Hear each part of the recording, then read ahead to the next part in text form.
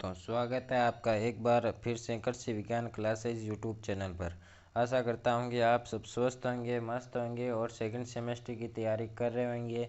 जैसा कि हमने जो हमारी सब्जेक्ट है एक सॉइल फर्टिलिटी मैनेजमेंट, उसकी 4 क्लासें हो चुकी है और आशा करता हूँ कि आपने उनके नोट्स बनाकर उन्हें याद भी कर लिए होंगे।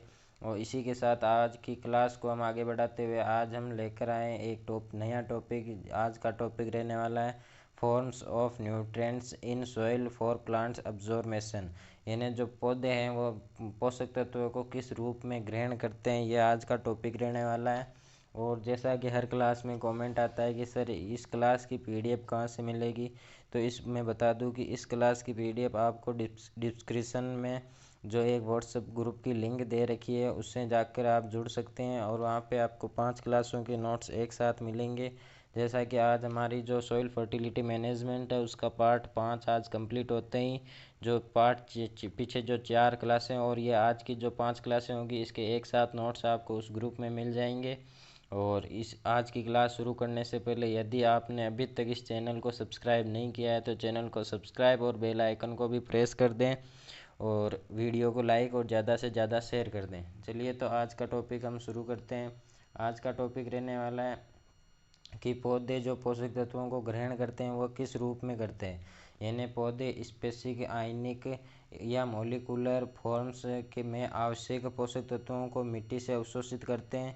ये रूप कुछ इस प्रकार है। यानी हम एक एक करके इन रूपों यानी एक एक पोषक तत्वों को जानेंगे कि कौन से पोषक तत्व को पौधा किस रूप में ग्रहण करता है। पहले हम जो मैक्रो न्यूट्रिएंट्स हैं उनके बारे में जानते हैं, जिनमें पहला आता है नाइट्रोजन। नाइट्रोजन एकमात्र ऐसा पोषक तत्व है जिसे पौधा 2 रूपों में ग्रहण करता है, एक तो नाइट्रेट और एक अमोनियम यानी NO3 माइनस और NH4 प्लस के रूप में नाइट्रोजन को पौधा ग्रहण करता है। दूसरा आता है फॉस्फोरस। फॉस्फोरस को डाईहाइड्रोजन फॉस्फेट यानी H2PO4 माइनस और HPO4 माइनस 2 हाइड्रोजन फॉस्फेट, ये दोनों एक ही है, अलग अलग रूप हैं इनके रूप। ऐसे ही फॉस्फोरस इनको ग्रहण करता है, फॉस्फोरस को पौधा ग्रहण करता है। तीसरा आता है पोटेशियम। पोटेशियम को पौधा K+ यानी पोटेशियम आयन के रूप में ग्रहण करता है। अगला आता है कैल्शियम। कैल्शियम को पौधा कैल्शियम आयन के रूप में ग्रहण करता है। और मैग्नीशियम। मैग्नीशियम को पौधा Mg+2 यानी मैग्नीशियम आयन के रूप में ग्रहण करता है। अगला आता है सल्फर। सल्फर को पौधा SO4-2 यानी सल्फेट आयन के रूप में ग्रहण करता है। ये जो मैक्रोन्यूट्रिएंट्स थे इनको पौधा, अब मैंने आपको बता दिया कि पौधा कौन से पोषक तत्वों को किस रूप में ग्रहण करता है। अब हम माइक्रोन्यूट्रिएंट्स के बारे में जानेंगे, जिसमें पहला आता है आयरन। आयरन को पौधा Fe2+ यानी फेरस और फेरिक यानी Fe3+ के रूप में ग्रहण करता है। और अगला आता है मैग्नीज। मैग्नीज को पौधा Mn2+ के रूप में यानी मैग्नीज आयन के रूप में ग्रहण करता है। और अगला आता है जिंक। जिंक को पौधा जिंक आयन के रूप में ग्रहण करता है। और कॉपर को भी पौधा कॉपर आयन, यहाँ पे कॉपर आयन आएगा, कॉपर आयन के रूप में ग्रहण करता है।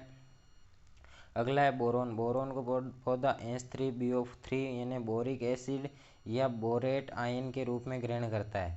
अगला आता है मोलिब्डेनम। मोलिब्डेनम को पौधा MoO4-2 यानी मोलिब्डेट आयन के रूप में ग्रहण करता है। अगला आता है क्लोरीन को पौधा क्लोराइड आयन के रूप में ग्रहण करता है। ये हमारे जो पोषक तत्व थे ये मैंने आपको बता दिए कौन से पोषक तत्वों को पौधा किस रूप में ग्रहण करता है।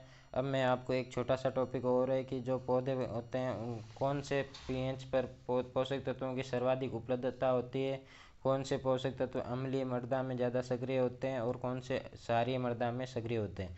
जैसा कि ये टॉपिक रहने वाला effect of soil pH on nutrients availability, यानी पौधे की उपलब्धता को प्रभावित करने वाला pH।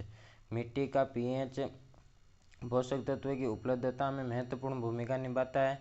ये पोषक तत्वों की सोल्यूबिलिटी, माइक्रोबियल एक्टिविटी और सॉइल केमिस्ट्री को प्रभावित करता है।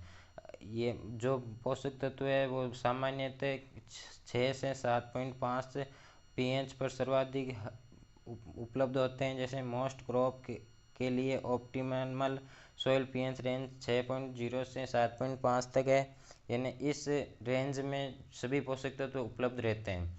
जो अम्लीय मृदा है उसमें कौन कौन सी यानी 6 से कम वाला pH में कौन कौन से पोषक तत्वों की उपलब्धता ज़्यादा रहती है, उनमें मुख्य रूप से आयरन, मैग्नीज, जिंक, कॉपर और आयरन और बोरोन की जो उपलब्धता है वो अम्लीय मृदा में ज़्यादा होती है, लेकिन कुछ पोषक तत्व होते हैं जिनकी अम्लीय मृदा में सक्रियता कम होती है, जिनमें आते हैं फॉस्फोरस, कैल्शियम, मैग्नीशियम और मोलिब्डेनम की उपलब्धता को कम करता है।